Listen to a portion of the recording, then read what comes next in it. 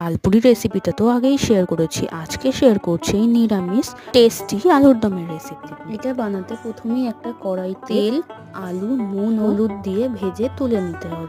কারা কারা ডালপুরি রেসিপিটা এখনো পর্যন্ত দেখোনি, তাদের জন্য আমি আমার ইউজার নেমের নিচে রেসিপিটা দিয়ে দিচ্ছি, তোমরা অবশ্যই দেখে এসো। তারপরে আবার আলু ভাজার তেলে জিরে ও গোটা গরম মশলা দিয়ে আদা ও কাঁচা লঙ্কার পেস্টটা দিয়ে ওটা হালকা কষিয়ে কাজু, পোস্ত, চালমগজের পেস্টটা দিয়ে নুন, হলুদ ও লঙ্কা গুঁড়ো পরিমাণ মতো দিয়ে নাড়িয়ে চাড়িয়ে কষিয়ে নিতে হবে। 1 চামচ ফ্যাটানো দই ওতে অ্যাড করে আরো একটু কষিয়ে নিচ্ছি। এবার ভাজা আলুগুলো অ্যাড করে দিতে হবে। যতক্ষণ না তেল ছেড়ে আসবে ততক্ষণ ঢাকা দিয়ে কষিয়ে ঢাকা খোলার পর আরেকবার নাড়িয়ে ওতে জল পরিমাণ মতো অ্যাড করে দিতে হবে। এবার যতক্ষণ না সেদ্ধ হচ্ছে ততক্ষণ ঢাকা দিয়ে ওটা রান্না করতে হয়ে এলে ওটাকে আমি ডালপুরির সাথে এই সহজ রেসিপিটা একবার অবশ্যই বাড়িতে ট্রাই করে আমাকে কমেন্টে অবশ্যই জানিয়ে।